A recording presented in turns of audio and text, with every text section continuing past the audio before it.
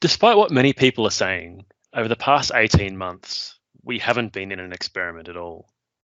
We've simply adapted as we've been through a brute force transition to distributed work caused by the lockdowns and other impacts of the pandemic around the world.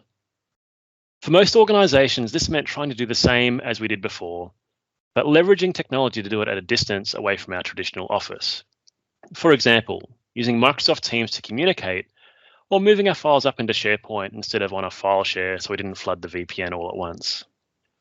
But in many organisations, we're starting to revert back to the status quo.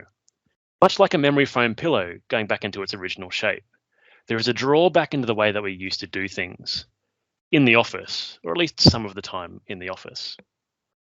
However, in the past 18 months, the hearts and minds of your workforce have started to realise that there are benefits for them both professionally and personally when it comes to embracing a new style of work, where they have more choice in terms of where they work to allow them to maximise the energy and the value they bring to your organisation. Leaders across Australia and New Zealand are now starting to realise that managing their teams like they did previously, whilst we were in the brute force adaptation mode of the pandemic response, isn't really sustainable long term. We need to think about people, process, and technology to make this way of working work in the long term. As your organisation invests in the technology to make hybrid work possible, for example, Teams room systems or Surface hubs or headsets like this one, to allow your people to transition from the physical to the digital workspace with ease, there is another factor that is equally, if not more important for success. Purposefully working with your people to define what the future of work looks like and supporting them to develop the right skills, behaviours and tactics to navigate this increasingly complex world. The organisations that optimise their technology, how they design work, and how they support their people to be their best will stand out from the crowd and will be the most competitive in this new hybrid workplace. And today in today's webinar, we'll focus on just one aspect of this equation, building the digital literacy, capability, or fluency of your workforce to amplify their impact in this increasingly challenging environment. Good morning, good afternoon, or good evening, wherever you are around the world. My name is Paul Woods. I'm the General Manager of the Adopt and Embrace business here at Rapid Circle. And for those of you joining us live for this live webinar recording, thank you so much for joining us and interacting with us over the next 55 minutes or so. And for those of you watching the recording later on YouTube or wherever you found the recording, thank you for taking the time to tune in and listen to the webinar today. We're going to be talking about a really important topic, and it's how to remain competitive in an increasingly hybrid workplace and navigating all the challenges that we're facing in terms of return to work or return to school or return to the store, in terms of how we kind of help bring people together, how do we make sure they can be effective in these workplaces, and also how do we make sure we can support people to do their best and bring their best energy to the work they do as well. I'd love to introduce you to a few of our speakers that we'll have on the webinar today, and I'll do that just in a second. But for those of you that are joining us live, please feel free to pop your questions into the chat window as we go through the webinar, and we'll try and answer those on the fly in the chat window. Otherwise, we'll save up some of those questions for the Q&A section at the end of the webinar as well. So just a quick look at what we're going to cover today. We're going to do welcome and introductions and setting the scene, which we've kind of done already. The introduction we'll get to in a second. We've talked about participation. We'll have a few sections here on the webinar itself. So we're going to have a session with Helen Blunden from our team, who's going to focusing on traveling through time in terms of looking at how we've thought about workplace learning and workplace capability development or workforce capability development over the years. Then I'll have joined by some of our partners from an organisation called Nulia, who will help us think about how do we do this at scale and how do we lift that digital literacy, that capability at scale across an organisation using the technology at your fingertips to do that in a really effective way to help you make the most of your workforce and help them be as effective as possible in this new hybrid world. And then we'll finish off with a Q&A panel and explore some of the survey results that we have of our pre-webinar survey. Now, those of you that have filled in the pre-webinar survey, thank you so much for doing so. We've kind of got those results already, and we'll talk to that. For those of you that are joining live, Helen has dropped the link to the survey into the chat window as well. So feel free to fill in that survey as we go through the workshop today. And we'll be able to kind of take your input into the final discussion when we get to the Q&A as well. So with that, I'd love to introduce you to the speakers we have on the webinar today. Feel free to turn on your video now, team, as we go through the introduction. So first speaker off, cab off the rank for speaking will be Helen Blunden. She's a community manager here at Rapid Circle. Really vast experience from a learning and development, capability development, social learning point of view. So really fascinating presentation that she'll share with us in a second in terms of how things have changed over time in terms of those particular areas. And then we've got Gary and John from Nulia, who kind of take us through, from a technology point of view, how we can actually put that into practice and how we can build those skills across your workforce, considering like all the complexity of the world that we've got at the moment and the lack of time that people have. It's a really simple, effective way that we can kind of get that impact at scale. So with that, I'd love to hand over the baton to Helen. So Helen, please feel free to take control of the presentation, and over to you. Great. Thank you so much, Paul. I really appreciate everyone for joining us today in this webinar. So first of all, I quite like history. And I thought I'm going to start the session today by taking you all on a journey. I've got a time machine here, and I'm going to invite you to hop into my time machine, and we're going to go back 5 years, back to 2016. And I'm going to paint the picture of what work was like in 2016. You probably remember it wasn't that far ago. But at the same time, I'm going to ask you a couple of questions, which I have to do this. These questions were, how were you learning these workplace technologies? And the second question was, who was challenging you to learn? So please hover your hands over the keyboard and tap away your answers so we could see them here while I paint the picture of 2016. Now, where were we in 2016? Well, you're probably highly likely in an office. You were probably going to meetings, carrying your little notepad and going into meetings.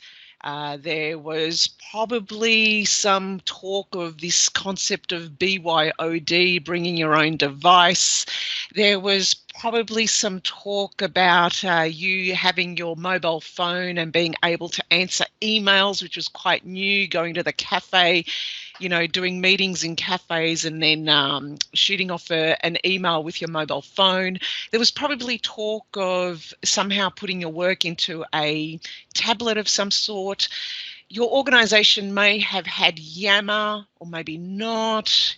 It was all quite new. Maybe your organisation was talking about this new fandangled concept of co-working spaces, whatever they were. So there was going to be a lot of change happening in your workplace, but it's highly likely you were probably concentrating on email as your main communication form. And also when you're working on documents, you're probably using file management like H drives and so forth. So let's have a look at what people are saying. So, you know, a lot of multiple choice questions, self-discovery, right? Who was the person who challenged you to learn these things? Okay, so while you debate that and think about that question, I want you to actually jump in back into the time machine, and we're going to go forward 5 years. Now we are into 2026. What does 2026 look like in your job, what you do currently? For me, back in 2016, I was desperate to get onto a Future of Work conference, and I hadn't budgeted for the cost of the ticket, which was over $2,000. But the conference had this competition, and they said, if you can take a photo of what the Future of Work looks like in 2026, let us know. And sure enough, I took a photo of myself here. I figured that probably we would be working from home. We would have our work coming in from some kind of augmented reality or virtual reality glasses. So that's why I'm wearing the glasses there. I posted it out, and the conference organisers saw that, and I won a ticket and I went to the conference. But you're probably thinking, we can't think 5 years 5 years ahead, and especially when, if you saw what was happening with Microsoft, the latest conference where they talked about Microsoft Mesh, which was a merging and immersion experience where both synchronous and asynchronous work and different ways of working through video, audio, even getting your avatar to go and attend meetings when you're physically not there in person was completely blew my mind. So you're probably thinking, we can't think 5 years ahead. We've got difficulty thinking about like what's going to happen tomorrow. So let's jump back into that time machine and let's go to today. Are we ready for today? Here you go. We are now in 2021. These are the type of experiences and the type of platforms and the type of tools and technology that your people are currently using today. There is a lot there. Now, this slide came from Dion Hinchcliffe, who is someone who I follow and who has written extensively over the years on the way how work changes and the technology that changes in work. And he has created this slide that when I looked at it, I thought, my God, between us all, we are in a completely different environment to where we were in 2016. We have so many touch points. We have so many tools and technology. We get our information in all sorts of different ways and methodologies. We have our work equipment being tablets, laptops, audio, video, voice. Some people are even using VR and augmented reality already. So this makes you start to think, my God, if our people are using all these, how do we kind of develop and skill them up in working in some kind of way that they are able to touch all these experiences and these platforms, because how we did it back in 2016 will not help us with today. So a recent survey from the LinkedIn Workplace Learning Report interviewed a whole heap of learning and development people, and they basically asked them, what are the top 10 skills that we need for a hybrid workplace? And the first two, unsurprisingly, was resilience and adaptability. And you could see that from the amount of touch points that we need and the experiences that we use with different tools and tech. But at the same time, they also mentioned that we need technology skills and digital fluency. Now, I've got an issue with the word fluency because it denotes that you need to know the ins and outs exactly of every single tool.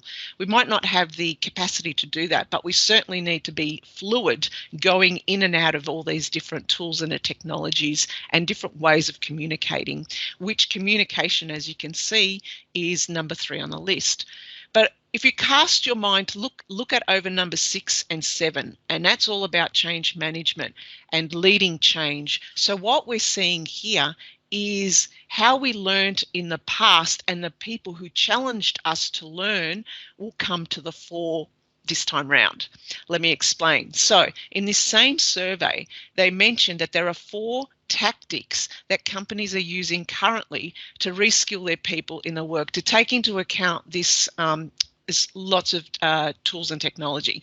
The first one is they noticed that 49% of the people had said that the people managers are the core critical people who can help motivate and assist with their people to learn these new skills. So without people management support and sponsorship, it's not going to happen. The second one, most interestingly, I'll say that word right correctly, was 41% said data-driven insights. So we need to have new ways of being able to understand where those skill gaps are and not have these skill gaps and what we need to learn come from an external company or an external person or someone outside the team. It needs to be somehow integrated into our work. The third one was 41 mentioned that there needs to be some kind of career path or skill path along with some feedback loop mechanism. So what we're seeing here is that the way people need to be skilled up in the near future and even now is it's got to be done within the workflow. It's got to be assisted by some kind of tools and technology that allow us to derive some insights about how they're using those. It's got to be done autonomously and on demand, so when they need it, how they need it, in the format that they need it. It's got to be personalised, and in some way also it's got to be social in the sense that it allows people to show and share what they're learning so they could then also share these to their team members as well.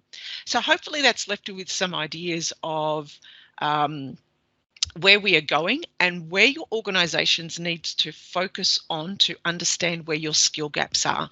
So with that, I would like to introduce Gary, who's from Nulia Works, who will take you to the next part of the presentation. So thank you.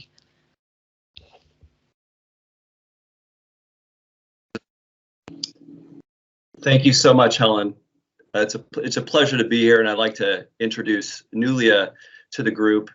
And referring back to Helen's post-2020 digital employee experience slide, we have to be honest with ourselves. We can't continue to try and solve the same training issues and adoption issues the same way anymore, especially as complexity continues to grow for all of us as users of technology, employees, trying to meet business goals for the companies we work for.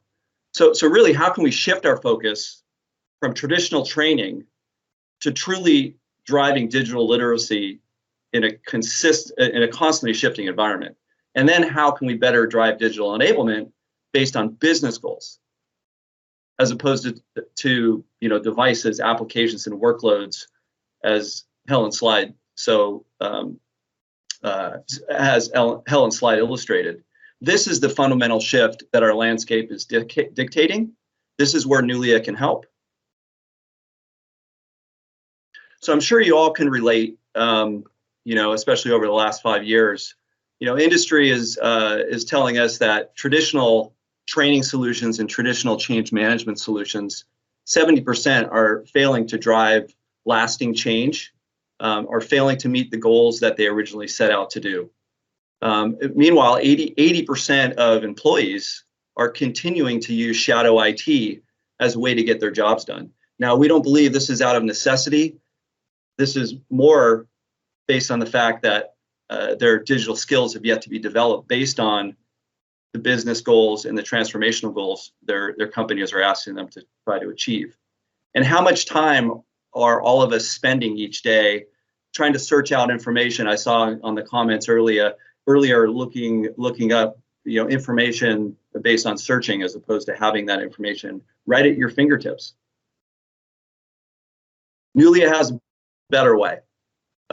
Really, we're about getting the people new skills across Teams and Microsoft 365 using data intelligence in their natural flow of work.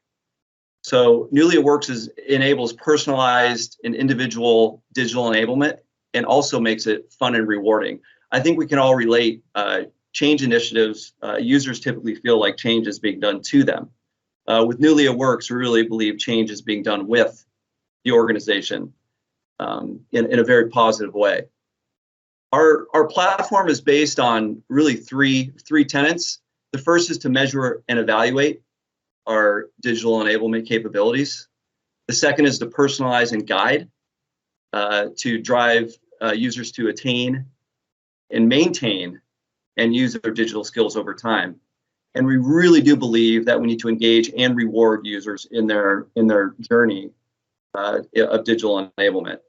And Nulia, it works. It works. Everything we do, everything we measure, all the insights that we bring forward are all actionable and really drive a virtuous cycle of learning, a virtuous cycle of digital enablement to really truly drive users to success, and more importantly, drive organizations to success by creating a digitally fluent workforce.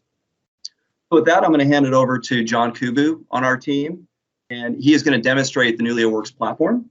He's going to show you how we support and truly enable the future of work. Great, thanks, Gary. Hopefully you all can see my screen now. So Nulia Works is a tool that integrates seamlessly with Microsoft 365 right at the tenant level, right? So it gets users to use all of Microsoft 365 quickly and confidently. And Nulia Works is always there, so users can develop their digital skills in their natural flow of work. And we meet users where they are and provide the same user experience, whether they're working in the web or in Microsoft Teams using our Teams app.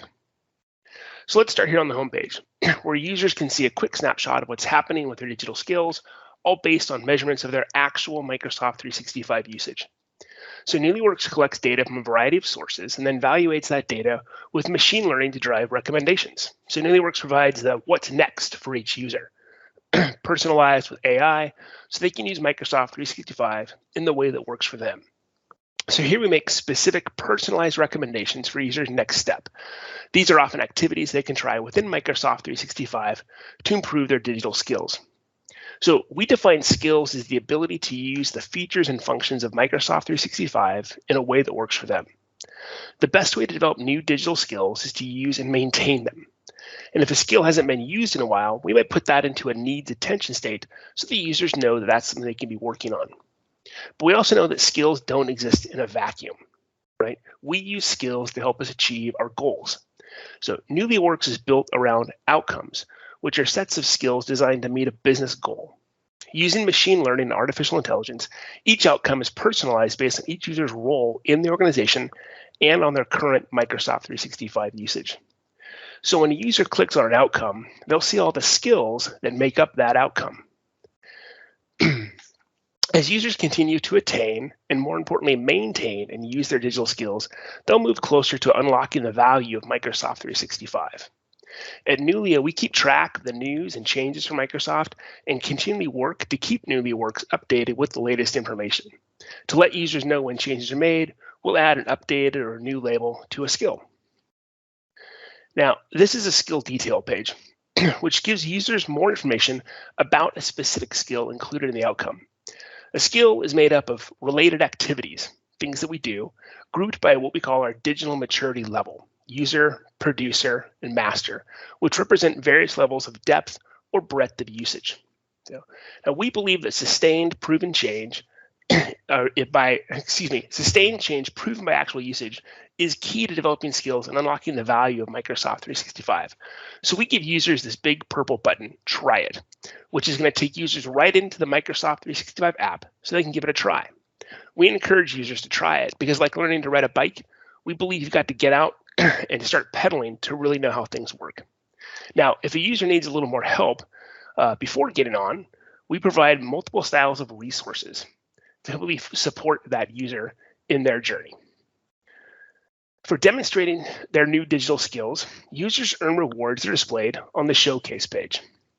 So here users can collect achievements, which are kind of lighthearted, fun things.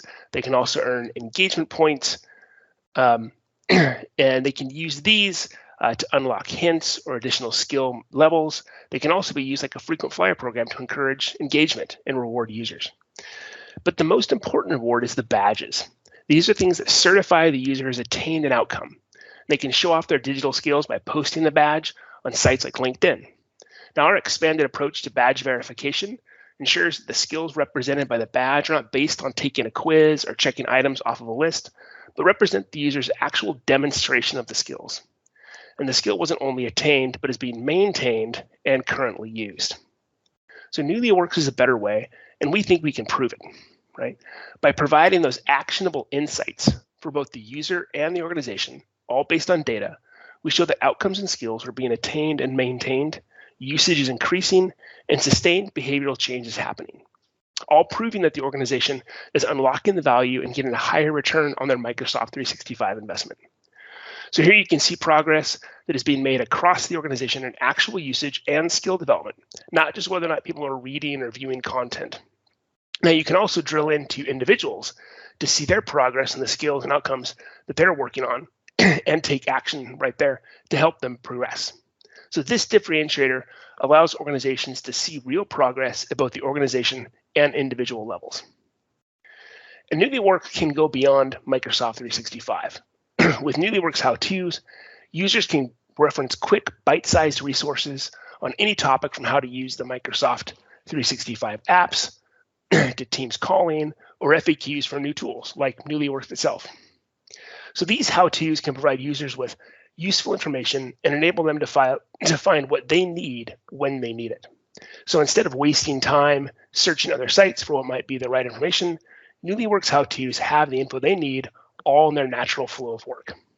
And unlike traditional solutions, Nulia can work with you to design and develop specialized topics to meet your users' specific needs, which can be private just for your users.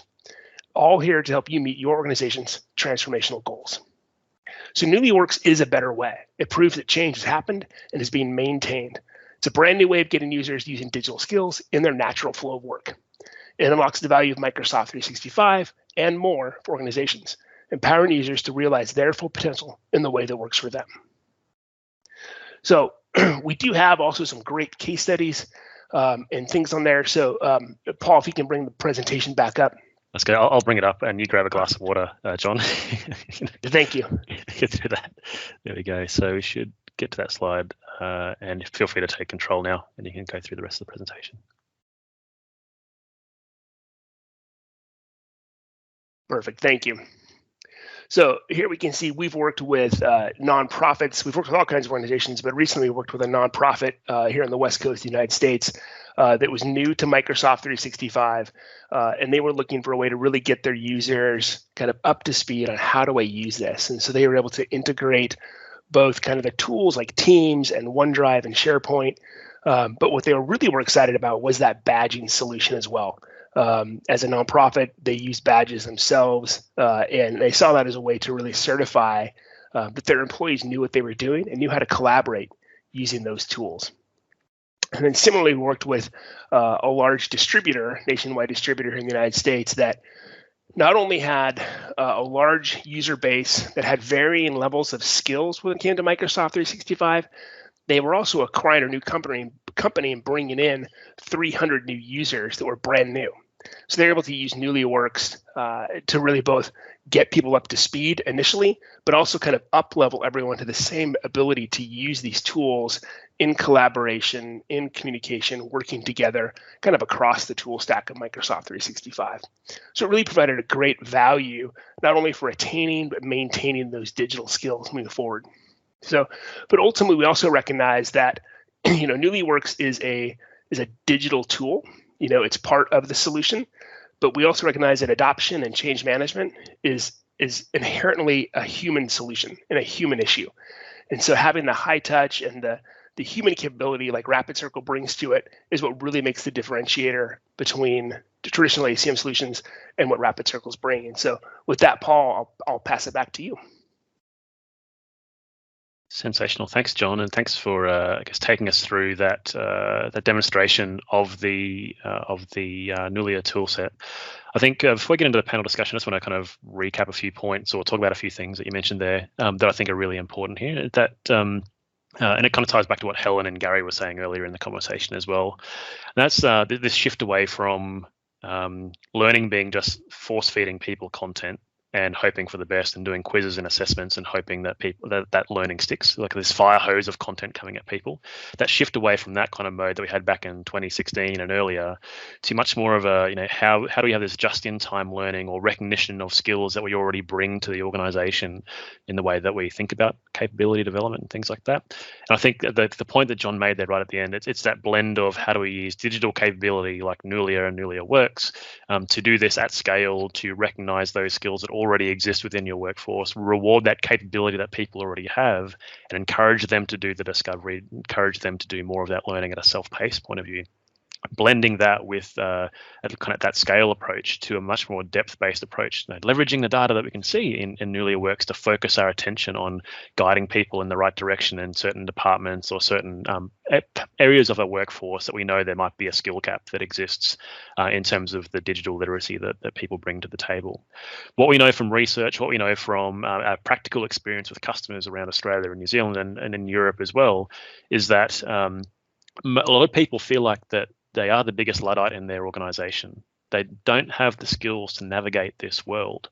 And they recognize that there's more and more pressure being put on them because they can't master some of the basics. And even beyond that, go into some of the more complex scenarios that people are going to have to be confident with in the future as we transition to this hybrid work mode where some people are going to be in an office space, some people are going to be working from home, some people are going to be on a customer site, some people are still going to be in a store like they've always been the entire time, but everyone else around them in their support systems are kind of working in this hybrid work as well. So navigating all the different permutations of how people communicate, collaborate, coordinate, create content, engage with community in their organizations all rely on this baseline level of digital literacy across that workforce.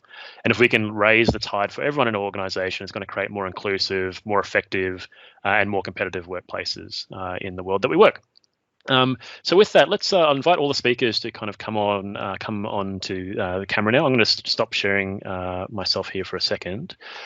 So if all the speakers can come on, we've got a few kind of seed questions here that we'll kind of start with. So what I might do is I'll just forward the slide to the next one. These are questions that came out of the survey that Helen had shared with us previously. And the first question is, what is the most pressing problem that you have regarding digital fluency of your workforce?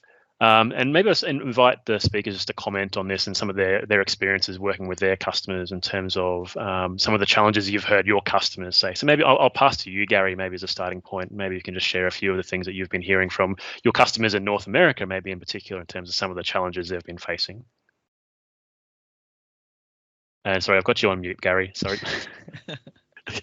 I think you'll have we got 32 minutes until someone did it, so that's good. Thanks, Gary. If only there was a tool that could help me drive my digital fluency of this Microsoft Teams meeting. So yeah, one thing that always comes to mind first and foremost, and we receive this feedback, and I've kind of taken ownership of it, and I love this because I think it's a point I like to make to everybody is, traditionally in training, we've talked about, sitting in a class or viewing video content or going to an LMS and taking a quiz, how much of that, that those skills are the learners actually maintaining, and it's not all of it, that's for sure. Imagine, your first day of work and you sit down to your desk and you have a coach sitting next to you to onboard you to the company or onboard you to the organization, and they're walking you through everything you need to do, and you feel really good about what just happened, and you feel really confident and competent about how to use the tools and what the process and so on and so forth. But after day one, that coach goes away. Well, Nulia Works is really having that partner sitting next to you every day in your natural flow of work, continuing to drive your digital skills. So Nulia Works is always running in the background. So the idea that customers and users can actually continue their process of learning over time in their natural flow of work is probably one of the number one things we're hearing from customers about the benefits of moving to a platform like Nulia Works versus relying on some more traditional training or traditional learning management systems or video libraries, et cetera. So yeah. I always like to trying to solve the time aspect, like trying to get people's attention, trying to solve the fact that not many people have the time to sit and go into a training session or spend a half a day or a full day kind of deep diving into things and kind of trying to change things in that way, right? Yeah, there's definitely a time component to that for sure. We receive that feedback as well all the time. For sure, but it's really about the my point earlier about the technology and how do I use it. And after day one, I feel good about having somebody help me, but what happens next? And having Nulia Works really drives my technical competency within the organization to help meet their goals. The time saving is absolutely something we're hearing as well, for sure. Yeah. Awesome. Well, and to add to that real quick, one thing that's different about Nulia Works and working with Rapid Circle is that when you define the organizational goals, what you're trying to accomplish, and you can assign outcomes to people, if they already know how to use those tools, you don't waste their time going through a one-size-fits-all training, right? They're able to have their skills validated in Nulia Works because we're looking at what they're actually doing. And so they don't have to go in and watch the videos, look at the resources if they know how to use Teams chat or Teams calling. And so that's a real differentiator as opposed to putting everyone through a class where half the people may already know what they're doing. A quarter of the people are way over their head, and it ends up being relevant for a quarter, right? So once you define what those goals, those transformation goals are, and kind of map those as outcomes, the tool can really help drive a personalized experience for people. Yeah, awesome. Thanks for sharing, John. I was going to say, Helen, maybe there's an angle to this as well from one of the points that you made earlier in your presentation, which is like, in 2016, like who was driving us to do the learning? And like, so what do you feel is kind of like what's changed here in terms of that driver? Is it an intrinsic thing that everyone's just kind of doing it themselves now, or are there people kind of driving people towards these learning outcomes? Yeah, it's interesting because I actually came from a learning and development background. So I was in that training team, and we were always devising and developing content and material to put out to our workforce and to motivate them, to get them to learn. But it was always a constant uphill battle.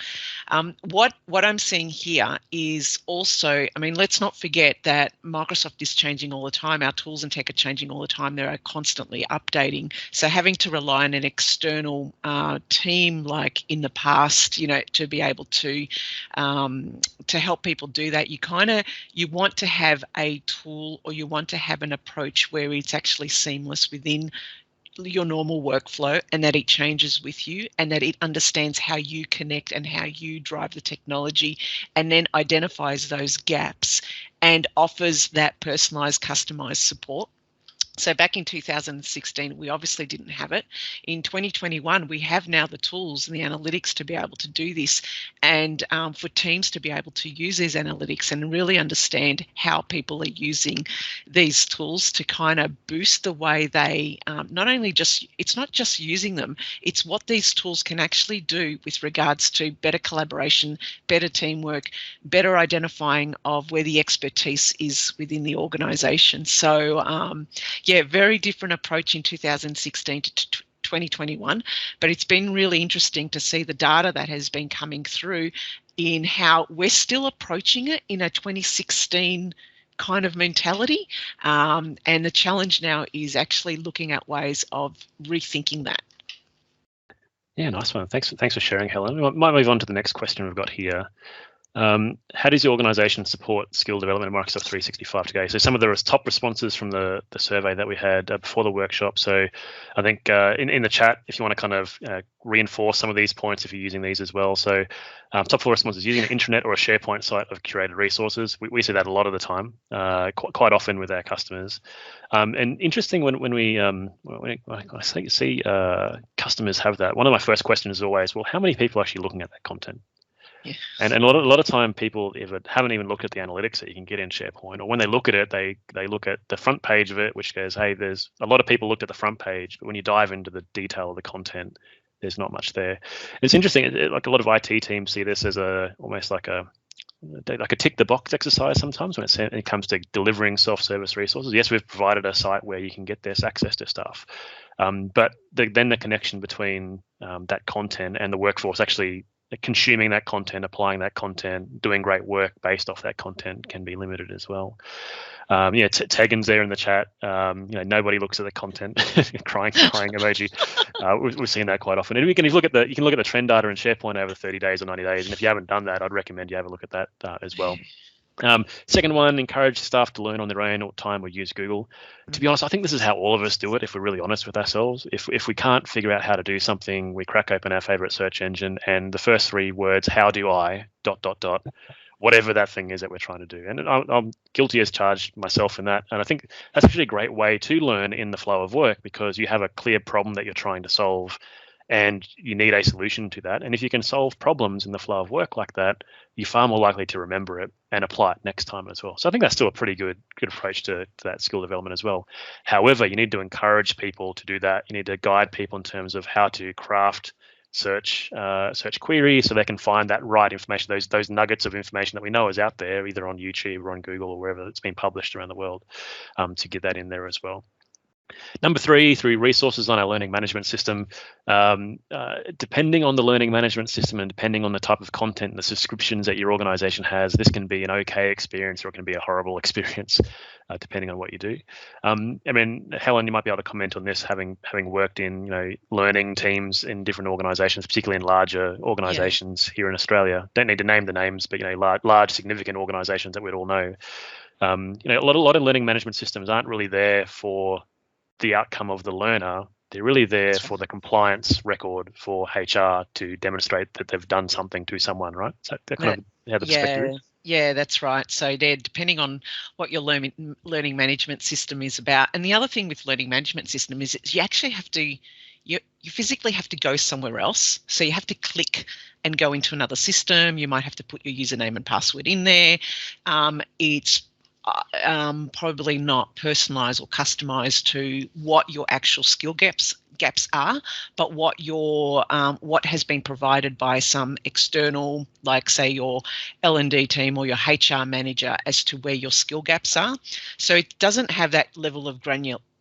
And the other thing is, coming from an L&D team in the past, we were responsible for putting that content up there. So we were always constantly updating content. It was taking a lot of time. Content would be changing constantly. We would have to communicate that out to the organisation that that new content has changed. So it was a massive effort. So having something like Nulia that does this all for you is a great help. So yeah, LMS is hit and miss, especially if you need something for like Microsoft 365, which are tools that we're constantly, continually learning in our everyday life. We need to have, I guess, a more seamless, more fluid, a more easy approach to using these. Yeah, I mean, I think there's a role for learning management systems to play, right? So I don't think we're saying get rid of your learning management system. I think there's things like your fire training, your workplace health and safety training, those things where we clearly have to have, you know, a record of compliance in terms of going through that process from a legal point of view. I think there's a lot of sense with that. I think some of the structured onboarding programs that organizations have in place in terms of, you know, starting at an organization and learning how the organization works, and other bits and pieces like that. Learning management systems definitely have a place in terms of helping guide that discussion, as well as other tactics in terms of new employee orientation approaches and things like that as well. I think it'll be interesting with Viva, like the introduction of Viva from Microsoft and their employee experience platform, in terms of Viva Learning in particular, that creates a way to consume that information in a much more seamless way. And I think, Helen, the point you mentioned there, having to go someplace else to get into the learning management system, I think Viva is going to bring a lot of that content to the fore in terms of getting access to that compliance content that we need to kind of to be an employee in an organization, right? And then the fourth one here, through online communities and teams such as on Microsoft Teams, or in communities like Yammer as well. And I think this here has, we're only really just starting to see this. And I think there's some true believers that have been doing this for a very long time in terms of building communities of practice or knowledge networks in organizations. But the power of using communities in Yammer to connect people across the different silos in your organization to lead these conversations, to set up those focused communities of practice and teams to create new knowledge and curate new knowledge, are really, really powerful things to do. And maybe not everyone in your organization is going to lead those discussions or actively engage in those places, but creating these spaces where people can connect and learn and share with each other, people definitely read that stuff. And that's a great way to kind of, amplify the impact of people that might be lurking in these communities or lurking on these networks that you've established, to get some great outcomes as well. With that, I'm just looking into the chat there. There are some very specific industry perspectives around the learning management side of things as well, for like professional development, whether it's in education, whether it's in professional services like accounting or engineering, where you need to clearly demonstrate the amount of time that you're spending in learning. So again, learning management systems are great from a record keeping point of view for that kind of stuff as well. And it's been fantastic. And then Sarah coming in here, implemented number 4, been hugely beneficial in your organization. I think every organization where we've seen people take a lead to create these communities has, we've seen an uplift in terms of effectiveness, efficiency of people, because they have that new knowledge, and they build trust with each other as well. Now, if you blend all that with a self-service approach that's kind of driven by data and helps lift the tide for everyone like Nulia, I think that you're onto a winner in terms of building that capability over time. The next slide we've got here, apart from budget, what is stopping your organization from investing in skill development for Microsoft 365? Helen, I'm sure you've heard every single excuse under the sun in your roles in previous organizations, from middle managers that, I don't have enough time, or I don't have enough resources, or there's too much on my plate. Like, what have you heard from people in terms of what's getting in the way of us having a really great conversation about learning and building skills in organizations? Yeah, it was really interesting when I wrote the question, and I kind of like fully expected people to say time. Like time is the biggest one. So, and also budget. And so I thought, if I kind of not include those, because we know that it's going to be said budget and time, what would be the next one? And I was surprised that people said, well, they're uncertain of where to go and how to start. And this has been also people have been coming up to me saying, look, we've got all this stuff, but where do we start? How do we give our people the plan of, what to do, how to do it, when to do it, and what they need?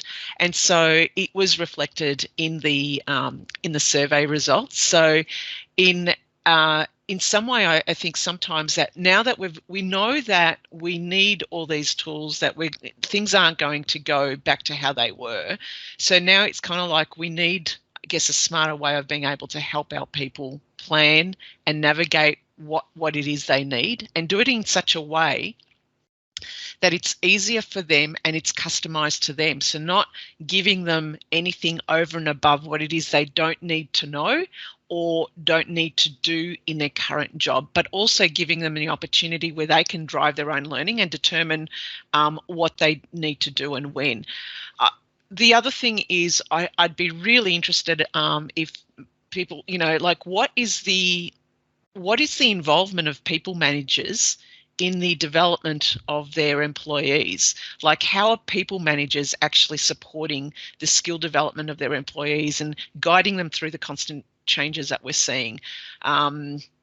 Because that wasn't also mentioned. So for me, I found it really interesting that people really needed some help as to what it is and where they needed to go.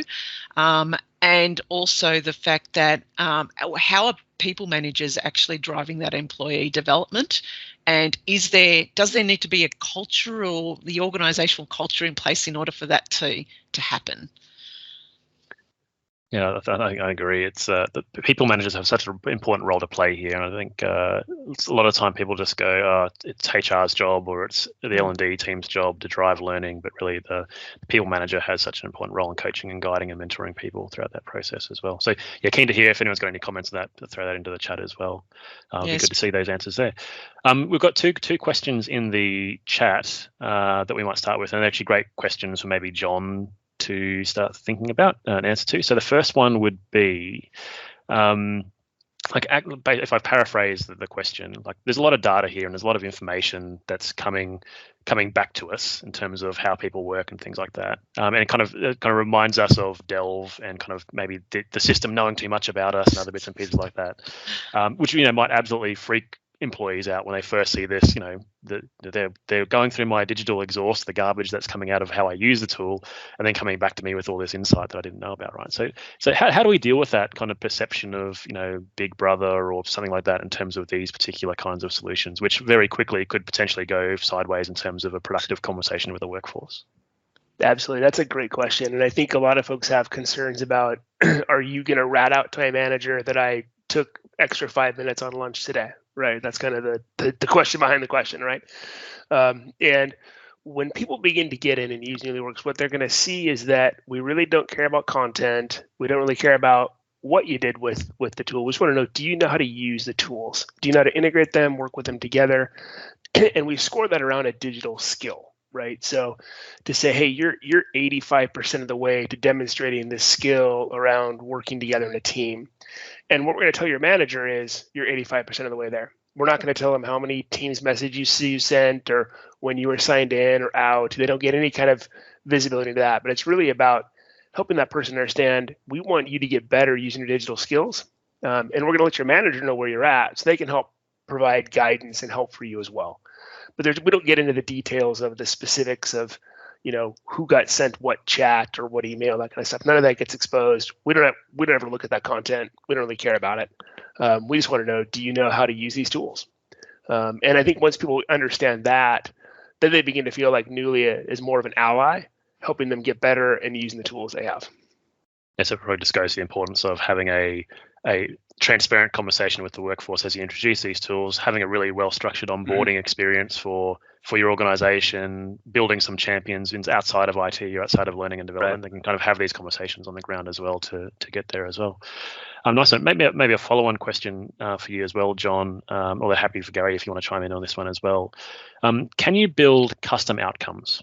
So look, we've got a library of outcomes that are there in Nulia, but it doesn't quite align to my business requirements. It doesn't quite align to, I guess, the key thing we want to reward or recognize in our workforce. Is there ability there to kind of have some custom badges or custom outcomes that help us kind of maybe highlight business outcomes we're achieving that maybe draw on different parts of Microsoft 365.